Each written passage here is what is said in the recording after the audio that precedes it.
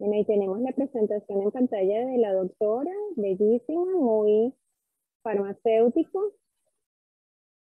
dando importancia a nuestro gremio y en el que debemos de estar súper actualizados. Muchísimas gracias por acompañarnos, doctora Ana Margarita, colaborando siempre con nosotros durante las jornadas y ahora con este webinar que ha preparado con mucha amor y dedicación, agradecidos de verdad por creer en nosotros. Vamos entonces a darle lectura a un breve resumen del currículum vitae de la doctora Ana Margarita.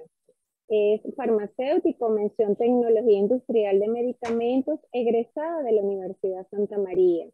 Especialista en formación pedagógica, Universidad Santa María. Especialista en control de calidad total de los alimentos, Universidad Santa María.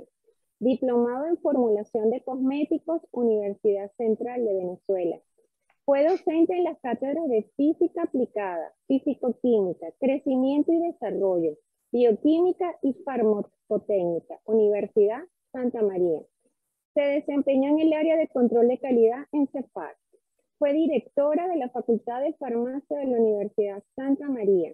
Actualmente es docente en las cátedras de inocuidad de los alimentos y análisis físico-químico en la carrera de nutrición y dietética en la Universidad Politécnica Territorial de Mérida, Kleiber Ramírez, sede Caracas. Colaboradora del convenio ULAC-UPTM y es doctorante en el doctorado Ciencias de la Educación ULAC, con tesis doctoral en proceso. Antes de darle el paso a la doctora Ana Margarita, le recordamos a nuestros participantes que nos acompañan el día de hoy, por favor, mantener sus micrófonos apagados y cualquier pregunta que tengan a bien hacerle a la doctora, les instamos a que lo hagan por el chat. Doctora Ana Margarita, la pantalla es toda suya.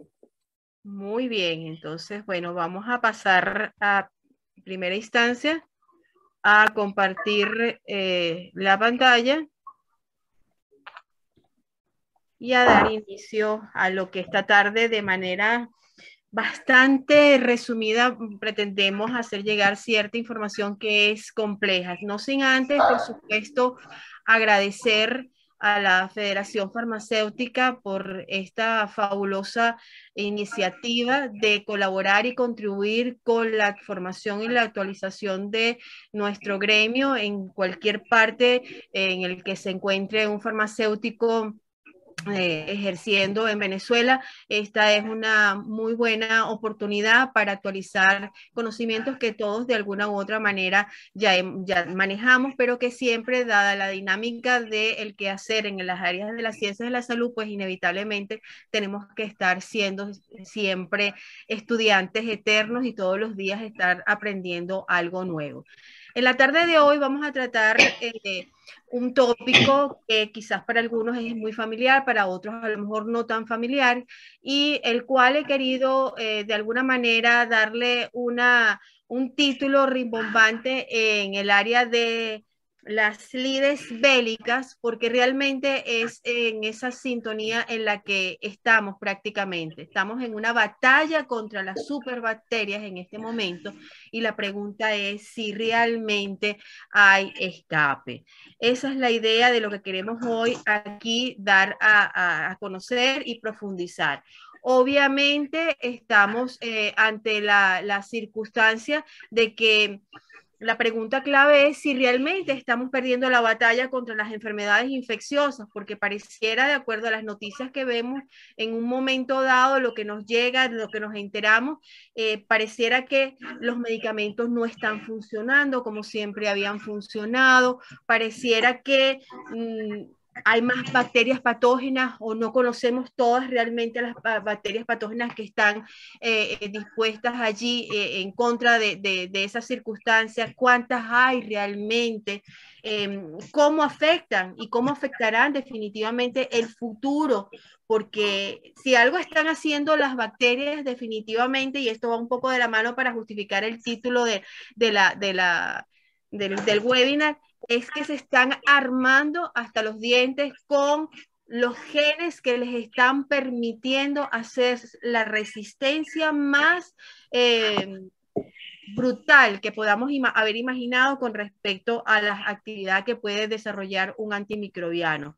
Por otra parte, sabemos que cuando leemos a diario las noticias, nos están diciendo desde hace ya algunos años que el futuro se nos avecina un poco difícil y nos hablan inclusive de que para el año 2050 pues vamos a tener muchísimas bacterias patógenas con las cuales nos vamos a tener que enfrentar con el agravante de que son multiresistentes, van a ser multiresistentes. Y eso de alguna u otra forma va a afectar esa actividad y esa posibilidad de que los antibióticos efectivamente puedan funcionar. Entonces la pregunta es, ¿están dejando de funcionar los antibióticos? ¿Está en nuestras manos solventar esta situación y evitar que llegue hacia ese escenario que nos están pintando?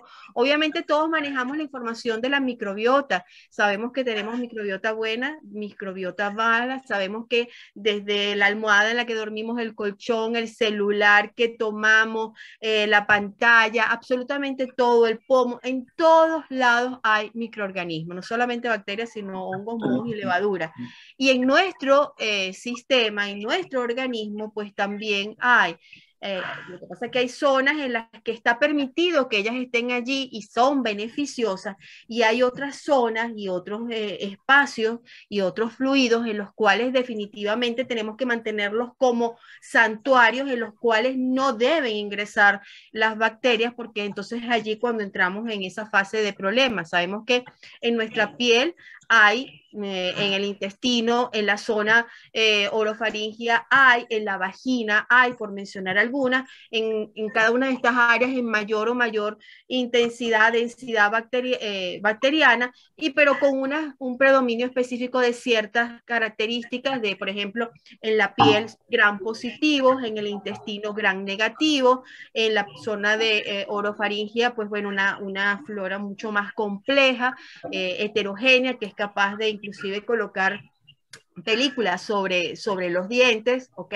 Alrededor de los dientes, en la vagina también, pero hay sitios como por ejemplo los fluidos corporales como la orina, como la sangre, como el líquido cefalorraquídeo, en los que definitivamente no deben haber bacterias, porque en el momento en que ellas ingresen allí, sabemos que es lo que nos viene, ¿ok? La tormenta y la batalla que tenemos que librar allí, en algunos casos, a veces no se logra con los fines que inicialmente planteamos. Todos manejamos los mecanismos de acción de los antibióticos, todos de alguna u otra manera sabemos que hay algunos que inhiben la síntesis de la pared celular o la ruptura de la membrana, hay otros que inhiben el ribosoma, hay otros que degradan a nivel enzimático y modifican, ¿ok?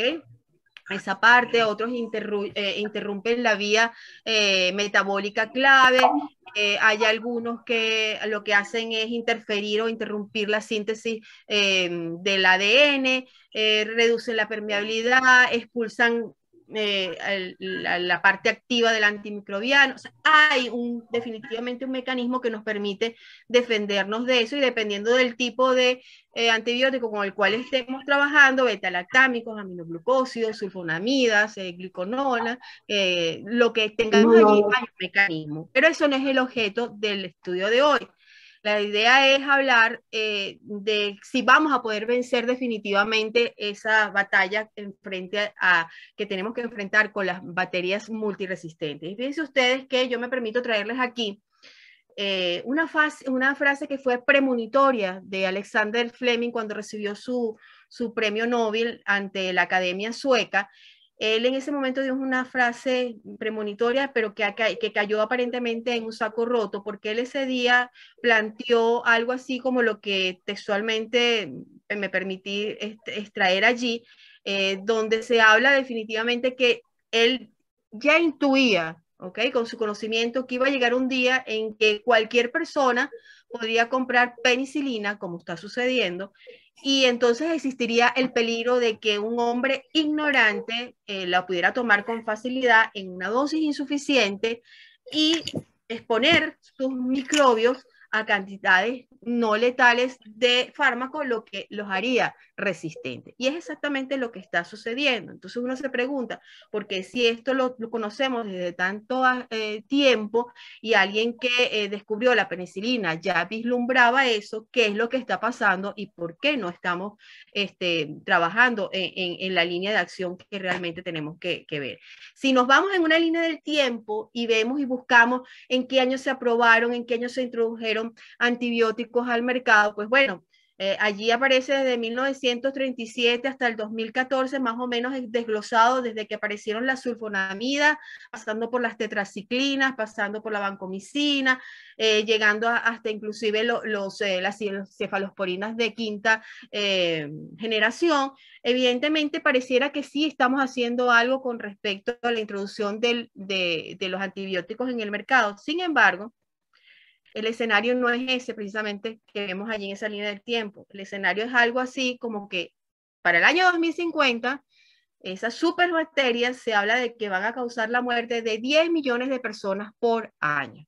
Y la gente no se va a morir de cáncer, la gente no se va a morir de SIDA, sino que si no hacemos algo en este momento, la gente se va a morir por infecciones que no van a poder ser tratadas con antibióticos que tengan la posibilidad de rebatir a esas bacterias que no hacen otra cosa. Nosotros hacemos muchísimas cosas, pero ellas lo único que hacen y por lo cual se preocupan es por sobrevivir. Y en esa lucha de sobrevivencia se arman de tal manera que nos están poniendo trabas en el camino.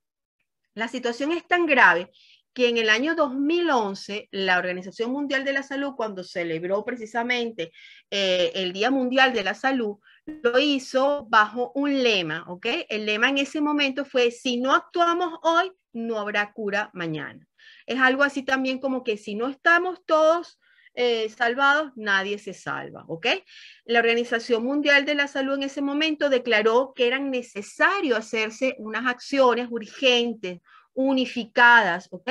Para no regresar a la era pre-antibiótica, antes de que sucediera ese maravilloso descubrimiento de los antibióticos, porque antes de esa etapa, pues sabemos muy bien que la gente moría, fallecía de infecciones que no tenían cura porque no había con qué tratarlas. Entonces, a eso nos estamos exponiendo, a que lleguemos a esa era pre-antibiótica y que no se justifica. Entonces, la idea es hablar, es que no hay antibióticos nuevos, realmente no se están haciendo antibióticos nuevos. ¿Qué es lo que está pasando allí? Pues bueno, amén de esa línea del tiempo que les coloqué, desde 1937 hasta el 2014, fíjense ustedes que cuando revisamos, por eso es que las cifras hay que verlas con lupa, cuando revisamos lo que efectivamente ha sido aprobado, por ejemplo, en Estados Unidos en materia de antibióticos, tenemos que 16 nuevos antibióticos fueron aprobados entre lo que es el año 1983 y 1987. Pareciera bien, pero resulta que después ha venido un declive, ¿ok? En lo que fueron los 20 años siguientes, entre el 2003 y el 2007, lo único que se aprobó en materia de antibióticos fueron 5 antibióticos. Entonces quiere decir que si bien ellas se están armando, se están apertrechando, se están preparando para darnos la guerra, nosotros no estamos haciendo todo lo que debemos hacer para combatir y luchar en esa batalla. La investigación y desarrollo y la comercialización de los antibióticos, todos sabemos que ha estado casi que exclusivamente en manos de la industria farmacéutica, lo cual es lógico, es bueno, pero el problema tiene doble cara, obviamente.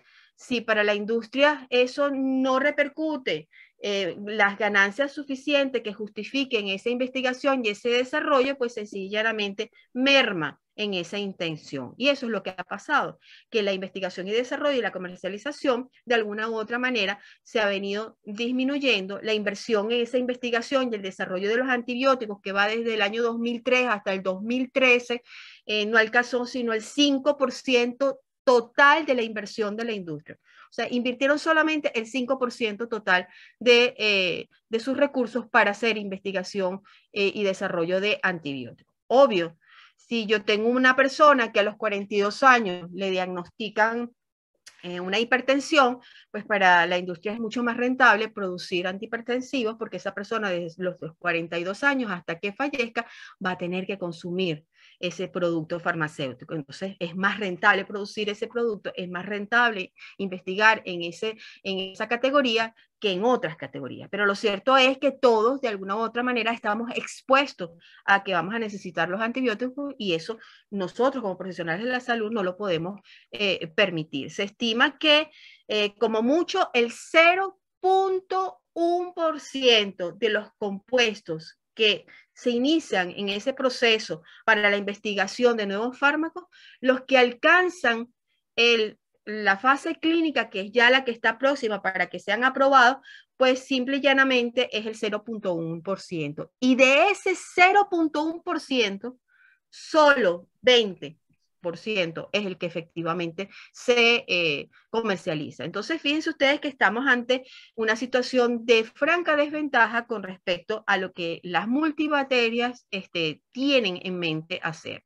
Entonces, está claro y no tenemos lugar a dudas de que los antibióticos son la base de la medicina moderna. Los tratamientos de infecciones mortales se tienen que llevar a cabo a través del uso de este tipo de productos farmacéuticos.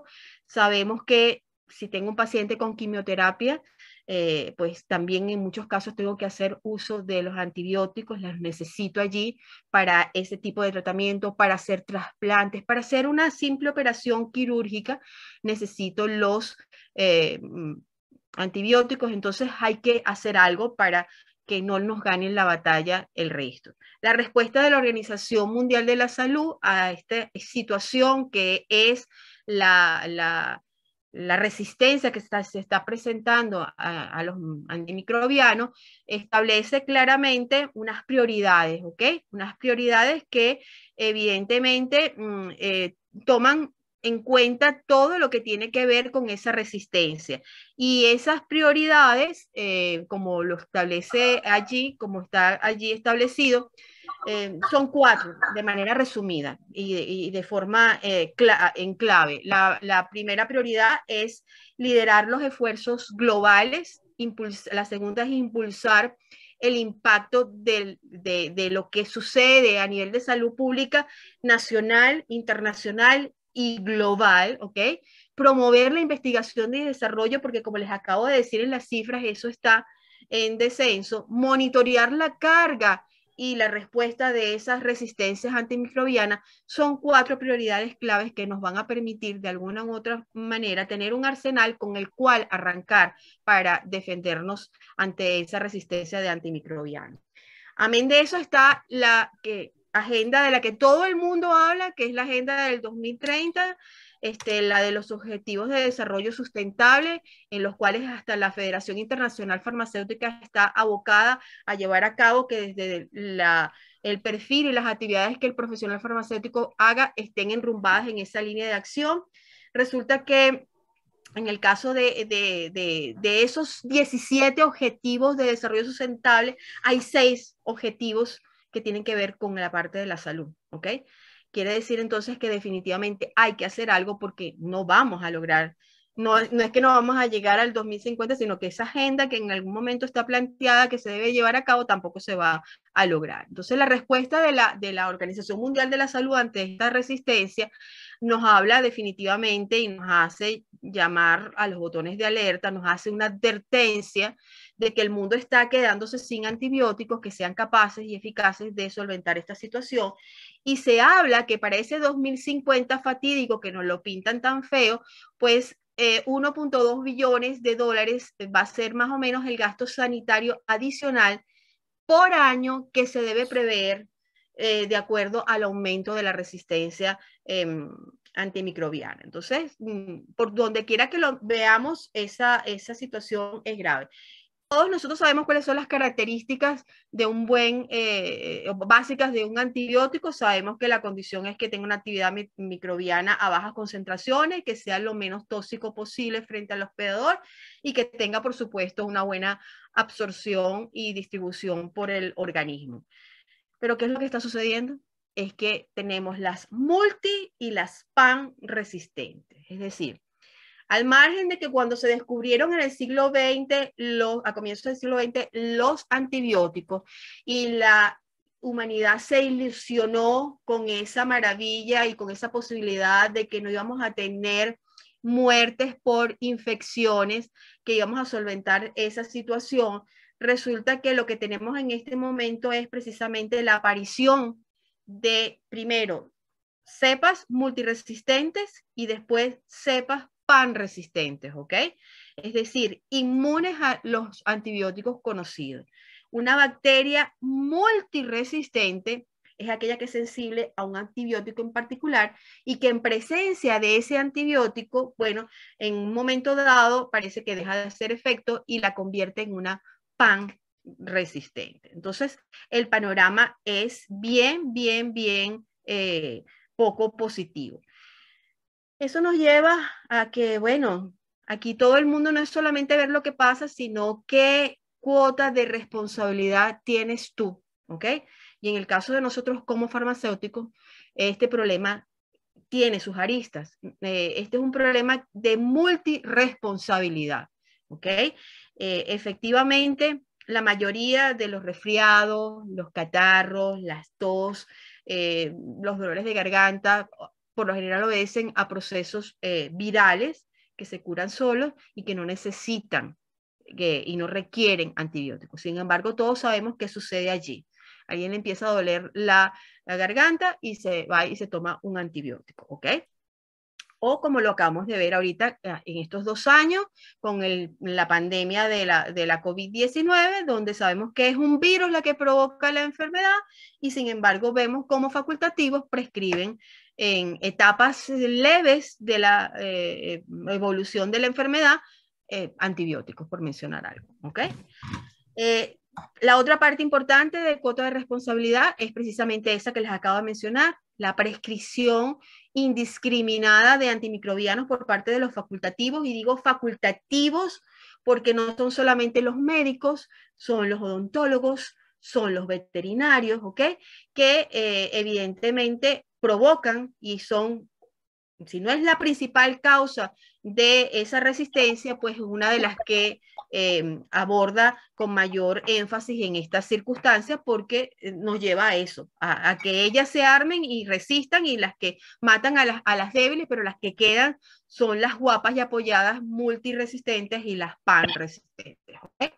La automedicación, nosotros los venezolanos que la cuñada, la tía, la vecina se tomó esto y le fue fino, yo me lo voy a tomar. Nos encanta la automedicación, la cultura de automedicación está allí a la orden del día. Y los farmacéuticos, duelan a quien le duela, porque eso es así. Hay farmacéuticos, hay colegas de nosotros que venden antibióticos sin receta, ¿ok? Es algo impensable en otros lugares del mundo, en Estados Unidos, en Europa, en Canadá, pero aquí lo tenemos. Entonces eso favorece el consumo masivo, innecesario de los antibióticos y en consecuencia la aparición de más cepas multiresistentes.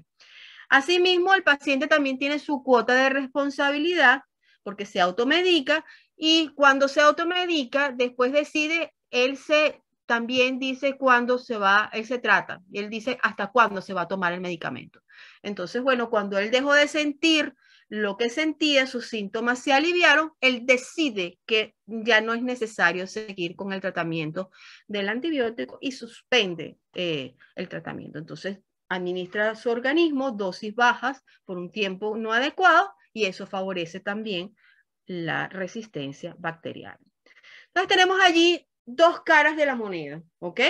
2 caras de la moneda perfectamente involucradas que tienen que ver con las bacterias. La primera es que es bien cierto que ellas en condiciones normales se pueden reproducir, tienen gran velocidad.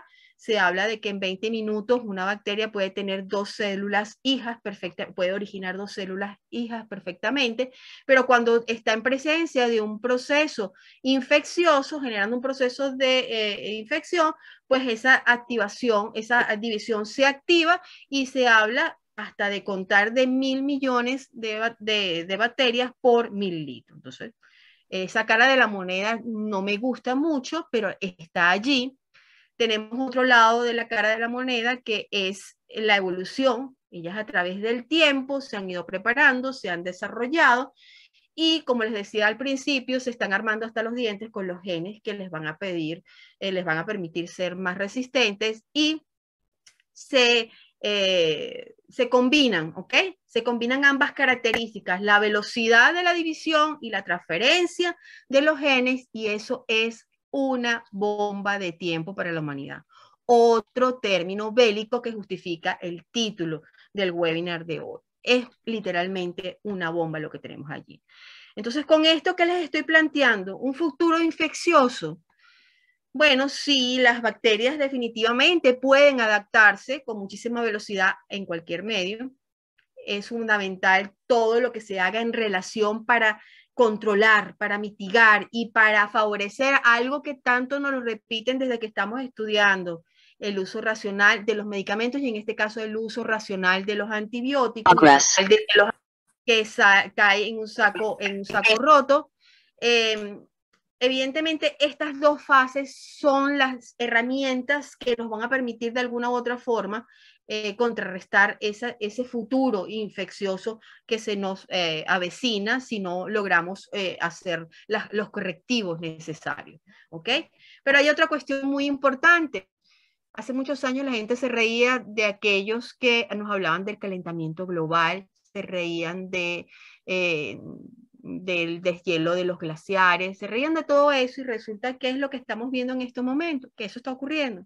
Bueno, pues en farmacia, en la parte de salud, también tenemos que hablar de un punto ecológico, que es la farmacontaminación, ¿ok? Aunque parezca extraño y estemos hablando del hombre como el que consume los medicamentos, los mayores consumidores de antibióticos son los animales, ¿ok? Todo lo que es la ganadería, todo lo que es la avicultura, utiliza los antibióticos para prevenir las enfermedades que pueden presentarse en estos animales, aumentar la producción y con esa visión, pues bueno, no solamente el antibiótico que te tomas cuando no lo debes, el antibiótico que no te tomas en la dosis adecuada, es también esa carne a lo mejor, es esa fruta a lo mejor que fue tratada con algún antibiótico, algo que también te está haciendo ingresar allí información. ¿Qué va a pasar allí? Que bueno, esa farmacontaminación va a venir dada en que esos productos, hay una parte que se metaboliza y hay otros que se degradan, se excretan intactos y van intactos al medio ambiente, ¿ok?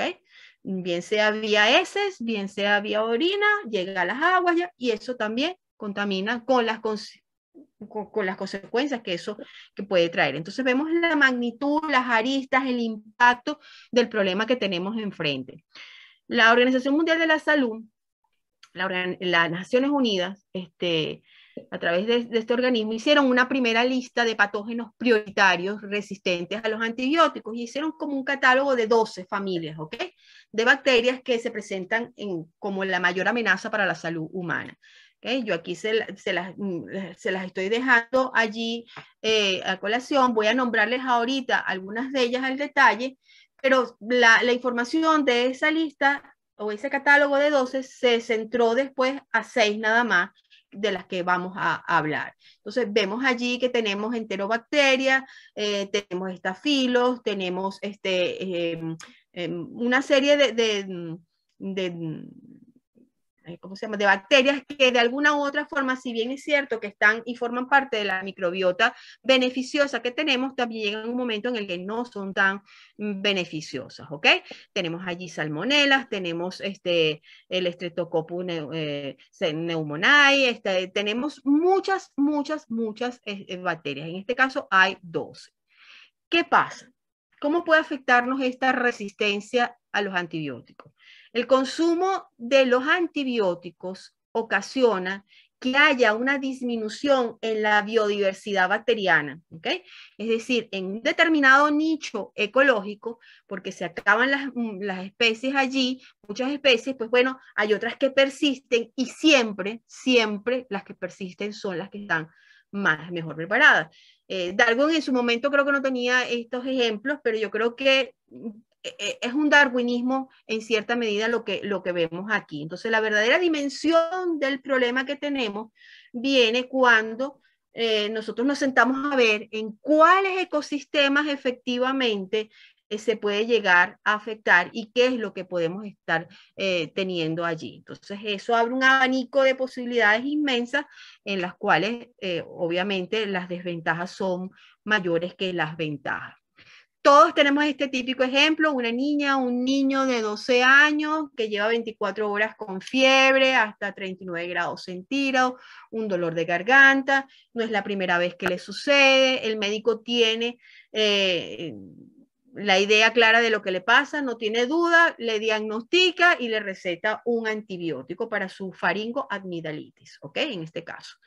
La principal causa bacteriana de esta infección es la llamada Streptococcus pyogenes. Pero ¿qué pasa cuando ese cuadro febril no obedece a una bacteria y efectivamente le prescribes un antibiótico? Lo que está favoreciendo es la resistencia bacteriana. Entonces hay que tener mucho cuidado y hay que ser muy responsables en ese sentido. Inclusive cuando hablamos no solo del prescriptor, sino de esa mamá que va con su niño al pediatra y que ella se siente que ella es la que tiene el derecho a opinar y a decidir cuál es el tratamiento que se le debe dar a su muchachito o a su muchachita, y entonces ella es la que incita y en muchos casos obliga al médico a que le dé antibióticos porque ella quiere resolver su problema, porque quiere ver que su hijo o su hija efectivamente no esté pasando por esa sintomatología, pero ya sabemos cuáles son los riesgos de eso. Por eso la importancia, aquí está el tema de la ética, de la bioética, de lo que debe ser, de lo que no debe ser, de lo que debo hacer, de lo que no debo hacer,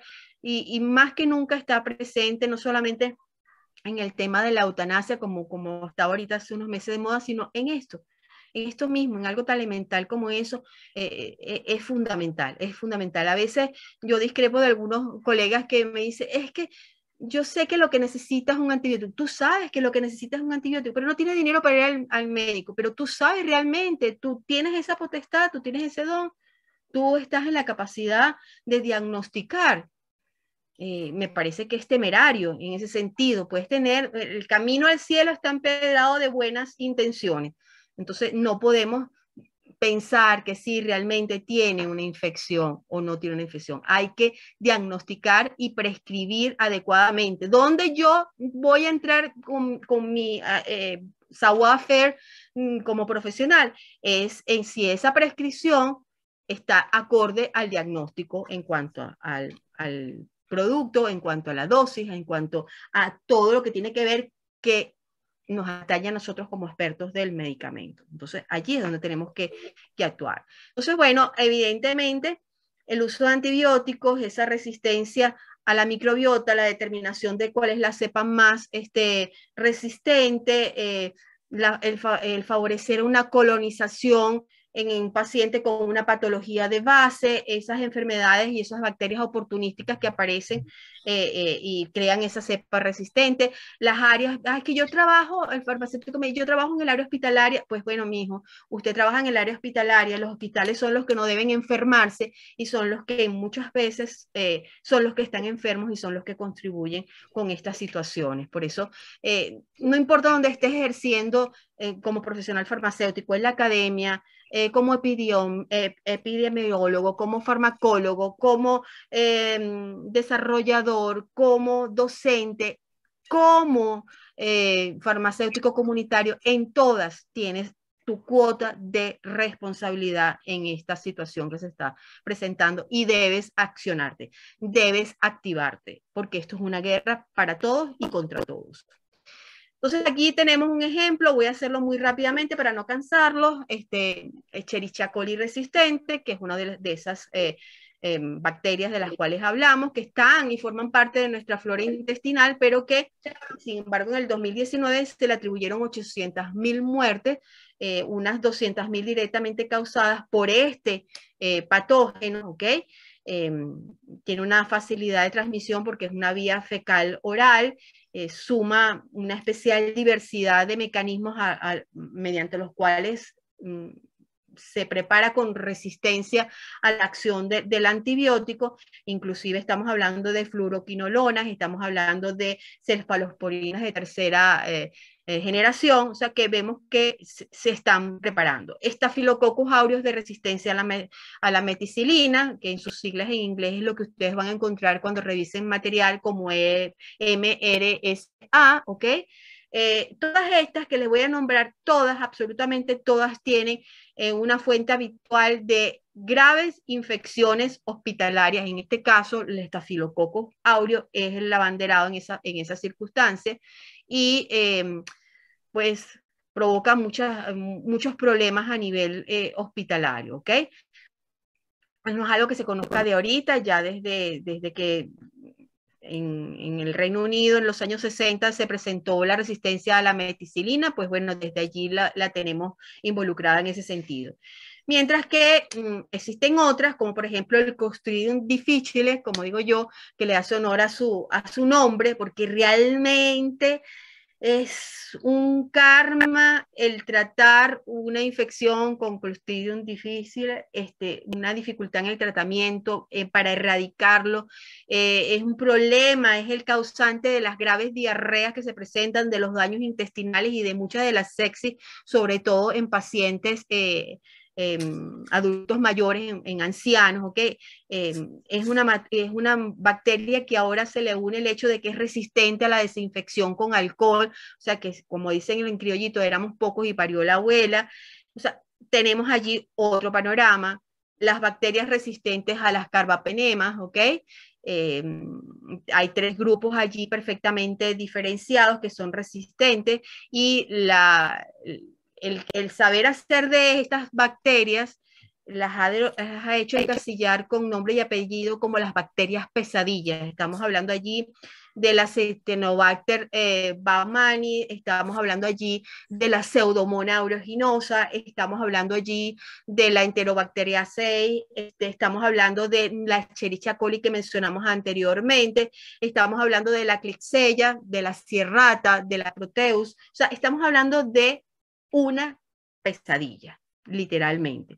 Y están allí dentro de ese grupo que han colocado en esas listas. Esa lista la han dividido en criterios de intensidad, que ahora más adelante se los voy a esbozar. Después tenemos los enterococos resistentes a la vancomicina, ¿ok? Que también forman parte de nuestra flora normal, pero era como les decía, allí no causa daño, pero cuando ellos deciden gobernarse por sí solos y deciden salir a explorar y deciden inventar y entonces invaden el torrente sanguíneo, van a colonizar otros tejidos, ahí es cuando provocan las infecciones graves y ahí es cuando nos meten en problemas, ¿ok? Entonces, el Enterococcus resistente también está dentro de ese lote de bacterias, de superbacterias que nos están ocasionando daño. La gonorrea resistente, que es una enfermedad, como todos ustedes saben, de transmisión sexual causada por la Neisseria gonorrhoeae. Pues bueno, si bien es cierto que esto ya es antiguo, la OMS contabilizó 82 millones de casos ahorita, en el 2020, ¿ok? Y cada vez que se tratan, se observa que hay mayor resistencia, ¿ok? Hay variantes resistentes incluso a los últimos antibióticos, el último recurso más avanzado, ya presentan allí resistencia. O sea, se ha alertado del riesgo de esta diseminación de esta enfermedad, porque a todas estas se ha complicado con el hecho de que muchas de estas infecciones de gonorrea son asintomáticas. Entonces no hay síntomas, entonces imagínense usted el desbarajuste entre la proliferación de casos y que la resistencia es mayor y que los antibióticos no surten efectos. Bueno, no les quiero contar lo que podemos tener allí a la puerta de la esquina. La Mycobacterium tuberculosis, que a pesar de que la Organización Mundial de la Salud no la colocó en esta lista de 12 que les mencioné anteriormente, hay gente que lo critica y dice que cómo se les ocurrió no haber colocado el Mycobacterium tuberculosis cuando es precisamente la causa número 13 de muertes en el mundo, la segunda más infecciosa después de la COVID-19. que tiene más de 10 millones de casos y 1,5 millones de muertes en este año del 2020. Entonces, bueno, la razón de la omisión, para ser un poquito abogado del diablo, es que ellos previamente ya la habían designado como una máxima prioridad a la tuberculosis, ¿ok? Y pues bueno, la prioridad era precisamente buscar la manera de innovar y desarrollar nuevos antibióticos para tratarla y tratar de alguna manera de contrarrestar esas cepas multiresistentes que se están generando. Bueno, es una amenaza definitivamente global y ha afectado de una manera muy grave a pacientes, sobre todo con defensas debilitadas, con los que son portadores de virus de inmunodeficiencia humana, o sea, que es grave el problema, no está en la lista, pero hay que mencionar. El Staphylococcus epidermidis, que es multiresistente, también es otro problema que está surgiendo. Sabemos que habita en condiciones normales en nuestra piel sana. Allí es inofensiva, pero puede causar infecciones graves a personas inmunodeprimidas y hay un riesgo de aumento de la resistencia, ¿ok? Inclusive hasta los antibióticos de última generación, ¿ok? Como la vancomicina y demás, ya muestran resistencia. Entonces, la presencia de esta bacteria en la piel tiene además otra complicación, que son las contaminaciones a nivel hospitalario que surgen. Es la fuente más común de estas infecciones y a eso se le une que ellas pueden hacer como un biofilms, ¿ok? Y este biofilm es resistente a los antibióticos sobre las superficies de plástico, ¿ok?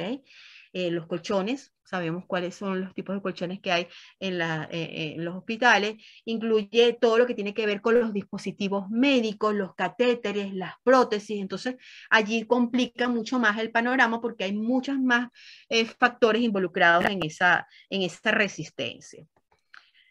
El neumococo Streptococcus pneumoniae, que sus siglas en inglés es DRSP, ¿ok? También está allí, es una prioridad para el desarrollo de nuevos antibióticos. Los CDC están muy abocados en esa situación. Pero bueno, basta de decir lo que ya sabemos de alguna u otra forma que está sucediendo, que pasa y que es el día a día en el caso de la resistencia bacteriana. ¿Qué vamos a hacer? ¿Cómo vamos a solventar esta situación?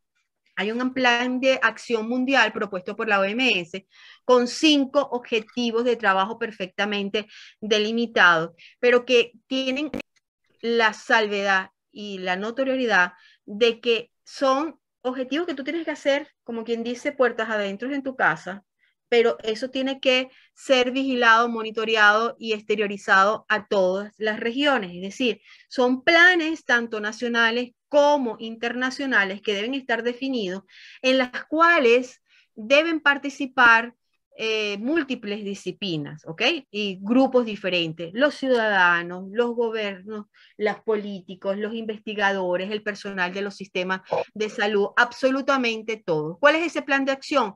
5 objetivos tiene que tener cada uno de esos grupos en cada una de sus áreas, cada uno de esos soldados en cada una de sus trincheras. Primero, mejorar la conciencia y el conocimiento sobre la resistencia de los antimicrobianos, que es lo que debemos hacer nosotros desde nuestros puntos de trabajo.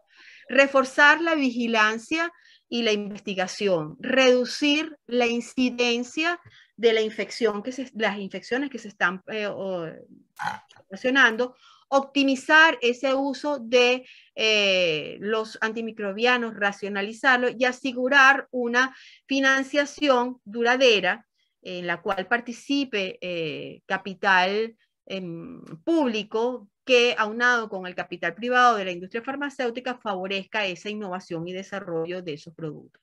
Entonces, fíjense ustedes, el título era Batalla contra las multibacterias, hay escape. ¿A qué se refiere ese escape? De que si nos podemos escapar de esto, sálvese quien pueda. Bueno, ese escape viene al resumen de las bacterias, de las 6 bacterias que están en la mira, ¿ok? Que son precisamente las que nos permiten hacer este acrónimo, ¿ok?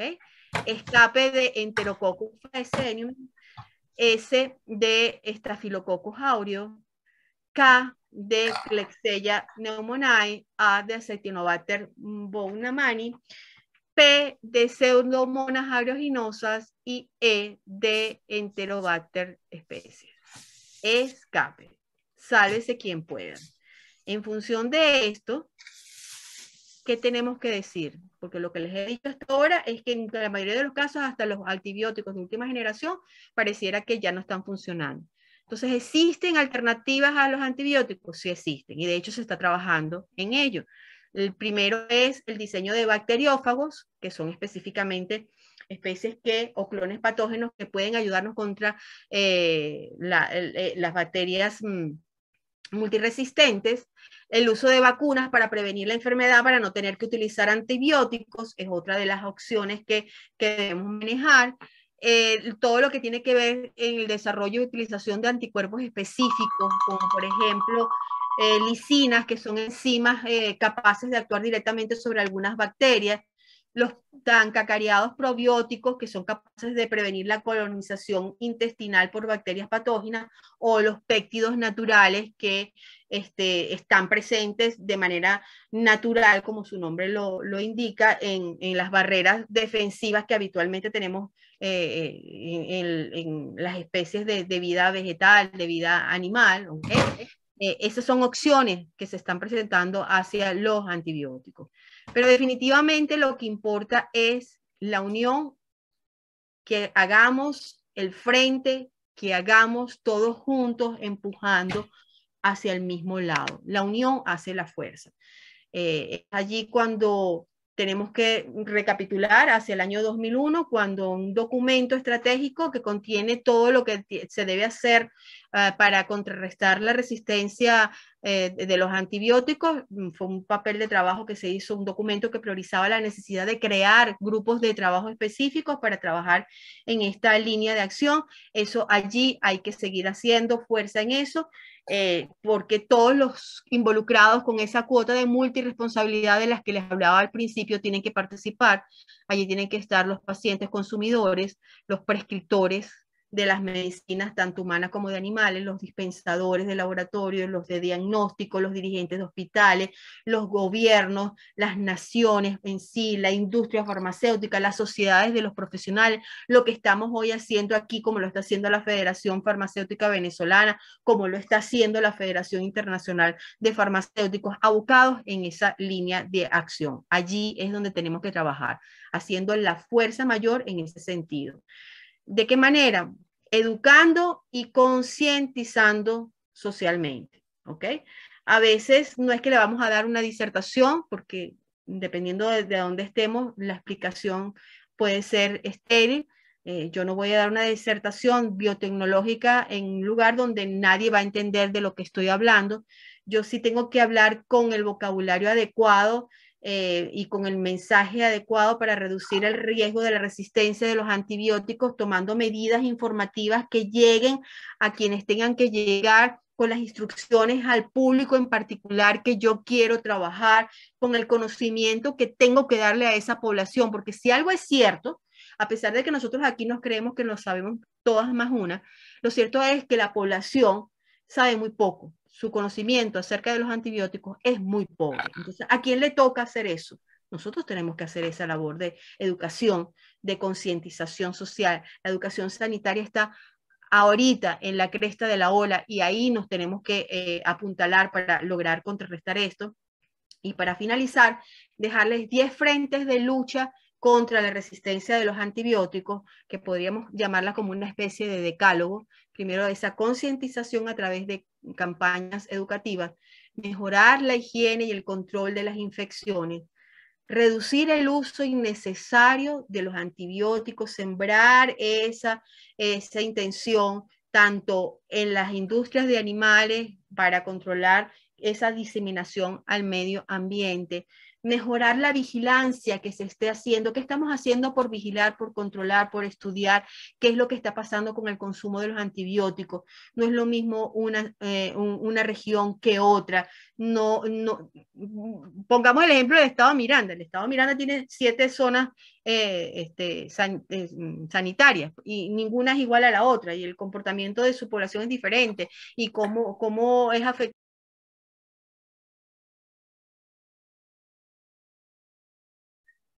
Se cayó la comunicación de la profesora Durán. Tenemos que darle oportunidad. Ahí está regresando. Bueno, he regresado. Las bacterias decidieron que estaba hablando demasiado y dijeron, vamos a darle un corte violento para que termine. Ya vamos a terminar para escucharlos a ustedes. ¿Ok?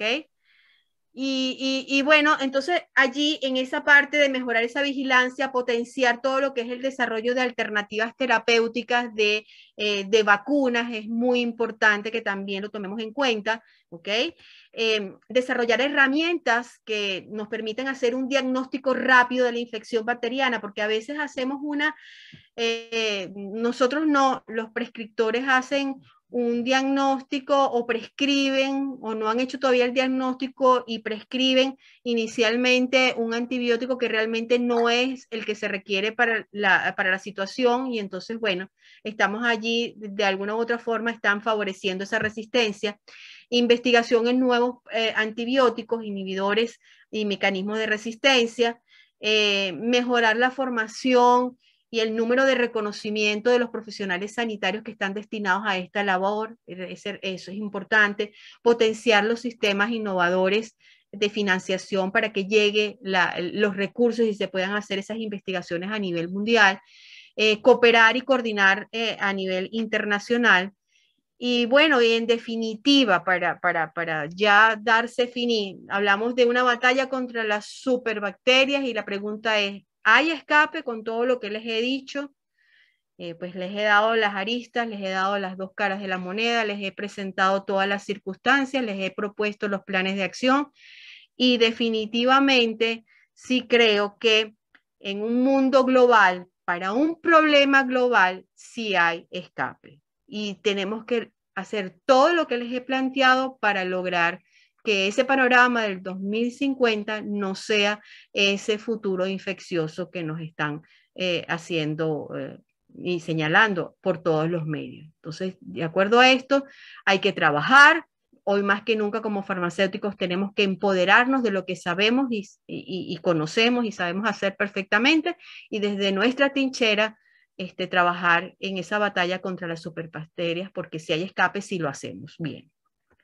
Muchísimas gracias a todos, espero que haya servido la información y bueno, quedo atenta a cualquier pregunta o cualquier comentario que tengan a bien hacer. Les dejo por aquí mis redes y complacida porque vi por allí antes de comenzar algunos ex alumnos que ya no son ex alumnos, sino son colegas. Y un placer de ver y saber de ustedes por allí. Pues bueno, ahí tienen mis redes para que nos pongamos en contacto con los cuales no estoy todavía en contacto. Muchísimas gracias y buenas tardes para todos. Muchas preguntas. Si tienen alguna pregunta pueden hacerlo por el chat. Y bueno, déjame ir revisando. Acá le están dando las gracias. Yo sí le voy a hacer una pregunta y se la voy a hacer oral. Doctora, ¿cómo hacemos nosotros para que en las farmacias no despachen medicamentos sin récipe médico? ¿Cómo hacemos para que las droguerías no le vendan medicamentos, sobre todo antibióticos, a las bodegas?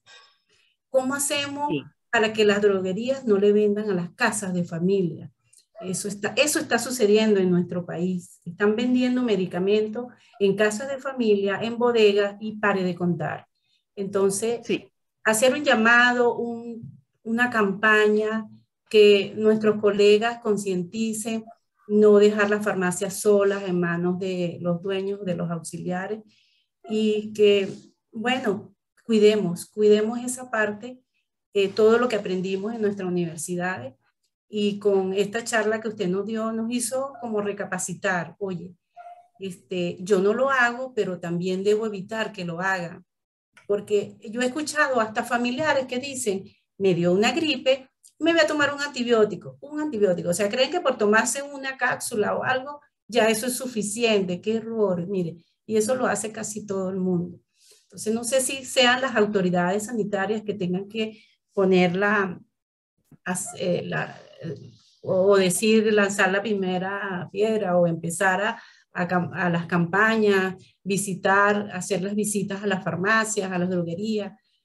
No sé, de verdad, ¿qué nos dice usted al respecto? Bueno, ciertamente, como les decía y les mencionaba antes, todos sabemos que eso ocurre. Triste, penosamente, y tenemos amigos y colegas que lo hacen y lo pregonan, ¿ok? Y no tienen empacho en decirlo. Yo creo, como les digo a mis estudiantes, que antes de ser buen profesional, yo creo que lo primero que hay que ser es buen ser humano. Y sobre esa base de ser buen ser humano, tú tienes que tener unos principios y unos valores bien entramados allí. Y esos principios y esos valores que tienes allí, que te los inculcaron en tu casa, a lo mejor tú los has adquirido en tu quehacer, no deben estar por debajo de lo que es correcto, ¿ok? Es difícil porque tú lo sientes. Desde las universidades se hace la labor. Cuando el colega egresa, pues tú lo ves, lo estamos viendo. Se van a ejercer en ciertas áreas en condiciones que legalmente no son las correctas, tomándose y saltándose a la torera cuestiones tan simples como se están almacenando bien estos medicamentos, están en el lugar adecuado, quién los está ofreciendo, cómo se están ofreciendo. Entonces yo creo que es apelar a la conciencia de cada uno de nosotros como profesionales y como ser humano, a qué estás haciendo tú y cuál es tu cuota de responsabilidad y de qué manera tú puedes apoyar.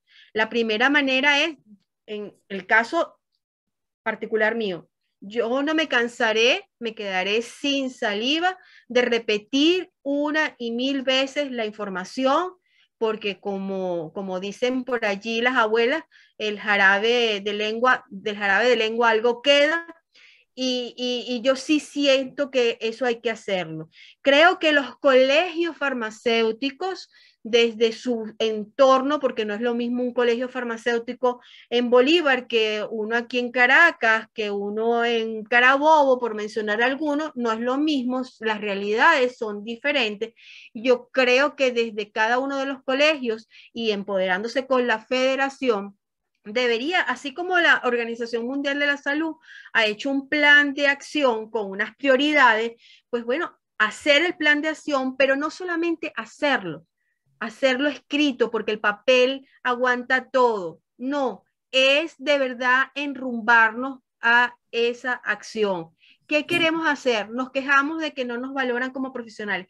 ¿Qué estás haciendo tú como profesional para hacerte indispensable? Para hacer que si tú no estás allí, eso no funcione. En el sentido de que no es que tú vayas a dejar de ser un buen gerente o un mal líder porque no delegas. No, hay cuestiones que tienen que estar bajo el tutelaje y la ley lo dice, ampararnos sobre ese paraguas de la ley. Tiene que estar el farmacéutico allí y tenemos que ser nosotros los que tengamos esa información.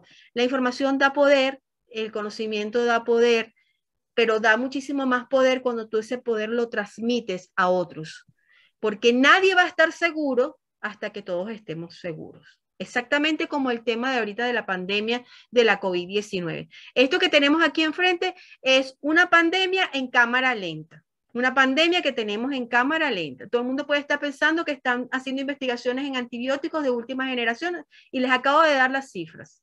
Les acabo de dar la realidad.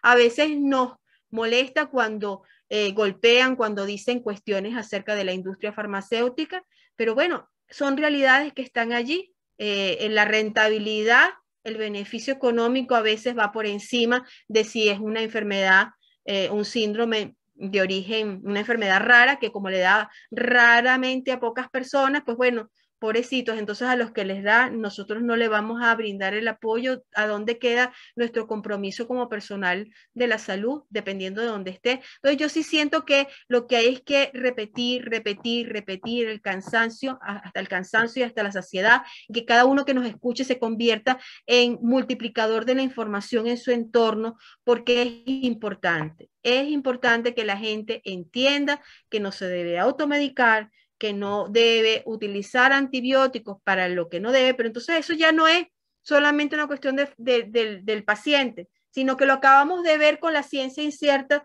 de los médicos que han estado prescribiendo en la pandemia de la COVID-19 por experiencia, sin tomar en cuenta la evidencia científica, y entonces los veíamos allí prescribiendo ivermectina, cuando ya había evidencia científica de que no es efectivo. Entonces, vemos que a veces las verdades no son del agrado de todos, el trabajo no es fácil, pero yo creo que la única forma es lo que les dije. En la unión está la fuerza.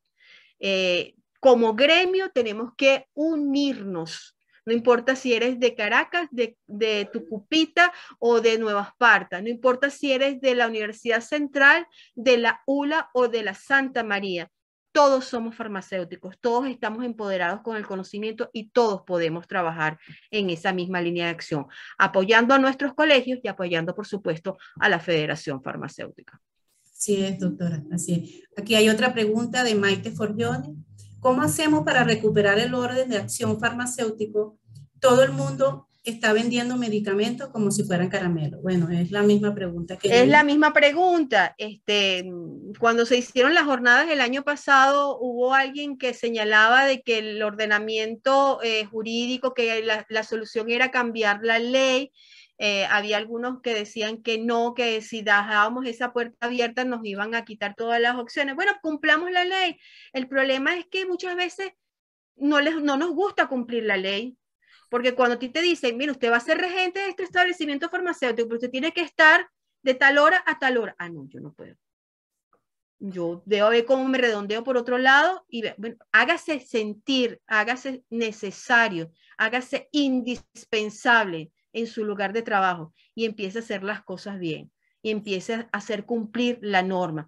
Es difícil, pero como las hormiguitas, poco a poco hay que ir encauzando a la gente en eso. Apelar a la reserva moral y ética que todos como profesionales de la salud debemos tener. Esa reserva debe estar allí, intacta. En algún momento alguno la perdió en el camino, pero hay que renovar eso, hay que tratar de que la gente retome el buen camino para hacer las cosas bien. Es difícil, sí, es difícil, porque aquí somos los primeros que criticamos lo que hacen otros, pero como dicen por ahí, no vemos la pluma, la viga que tenemos en el ojo nuestro, pero sí vemos la pluma de la ajena. Entonces, se me estropeó el teléfono. Pero por ahí está el camión de la CanTV. Entonces yo voy y le ofrezco dinero al señor que está allí en la tanquilla para que me resuelva mi problema. No importa si el resolver mi problema significa que le va a quitar la línea o el internet a otra persona, pero yo resolví mi problema. En la medida que sigamos pensando individualmente, triste y lamentablemente no vamos a ir por buen camino. Esto es un problema global y como un problema global tiene que ser tratado también como un problema con soluciones globales, igual en el caso del gremio. Tiene que ser todos, no 1, 2, 3, no. Empezarán 1, 2, 3 o 4, pero todos tenemos que sumarnos y hacer ese batallón y esa legión de gente que apueste por lo que es el deber ser, por lo correcto, por lo que es bioéticamente correcto. Así es. Bueno, excelente. Por acá Sorelis Torres, sin desperdicio, manos a la obra, a promover esa campaña de concientización.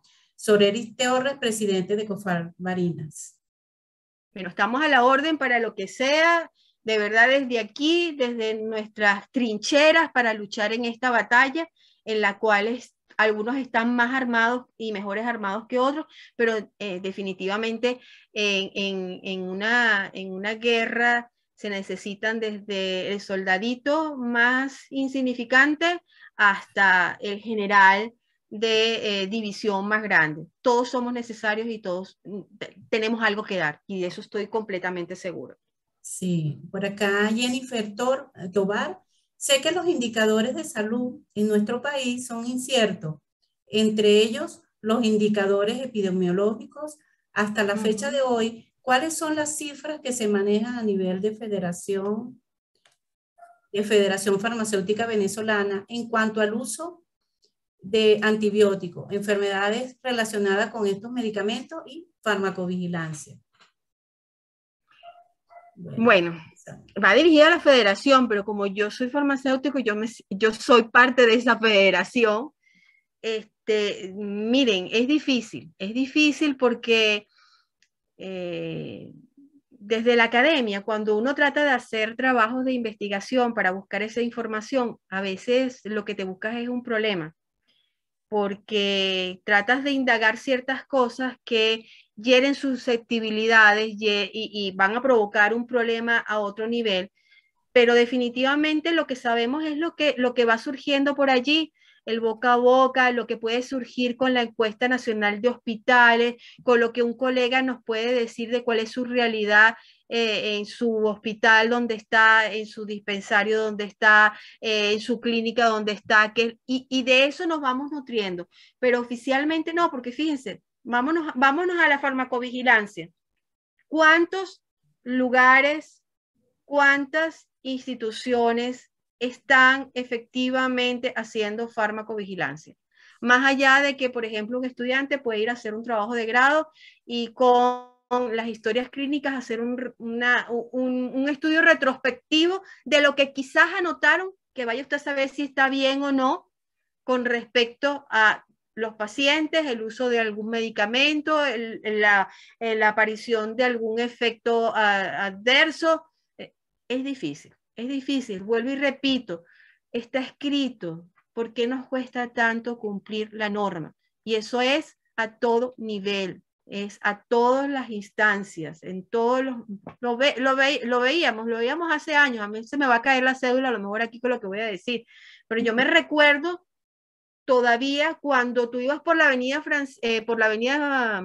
Libertador, y antes de llegar a Chacao tú veías a los motorizados que se ponían el casco, venían con el casco en el codo, pero como iban a entrar a Chacao y sabían que en Chacao era obligatorio el uso del casco, pues ellos lo hacían. Bueno, eso fue a fuerza de poder. El metro de Caracas, cuando se inauguró el metro de Caracas, ¿cuál era la conducta civilizada que tenía el venezolano en el subterráneo y cuál es la conducta que tenía en el exterior? Concientización, capacitación, apelar a eso, al sentido de pertenencia, pero tiene que ser todos, tienen que estar todos allí involucrados, todos. Ese que vende por las redes, por Instagram, ese que, bueno, ahora vio la posibilidad de montar una droguería y vende, vaya usted a saber de dónde se trae esos medicamentos. No son todos, ¿ok? Estoy dando ejemplos.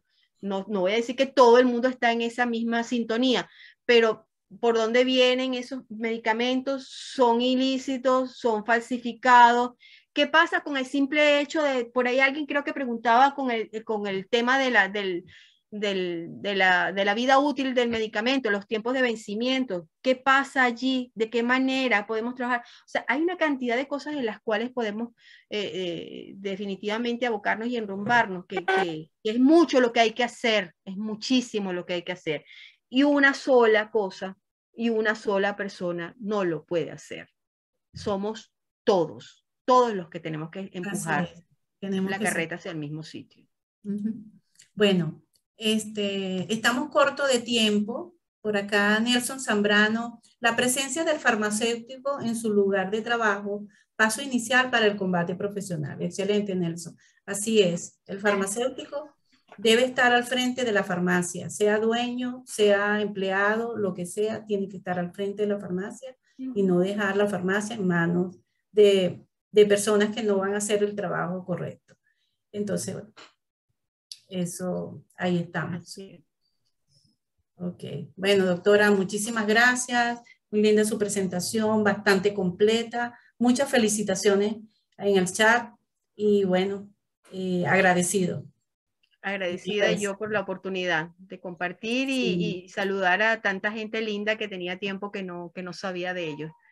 De verdad, mis mejores augurios y deseos para que todos trabajemos en pro de la profesión farmacéutica y seamos dignos herederos de esta herencia que tenemos que dejar allí en nuestro software affair. Sí.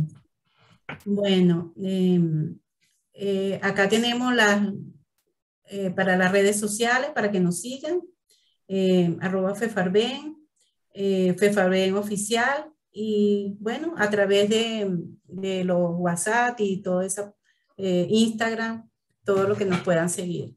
Bueno, tenemos el certificado, no sé si Julio lo puede presentar para leerlo y como agradecimiento a su presentación.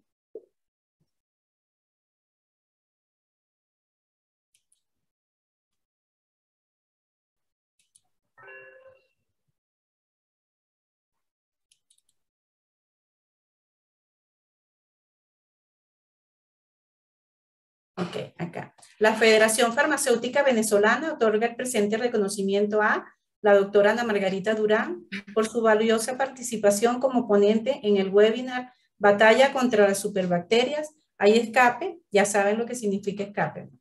Caracas, 22 de marzo de 2022. Agradecido, doctora. Muchas gracias. A ustedes.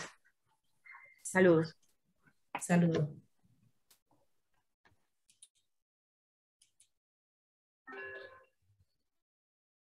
Ahora nuestra próxima presentación para el próximo mes, el próximo webinar, va a ser a base de fórmulas magistrales.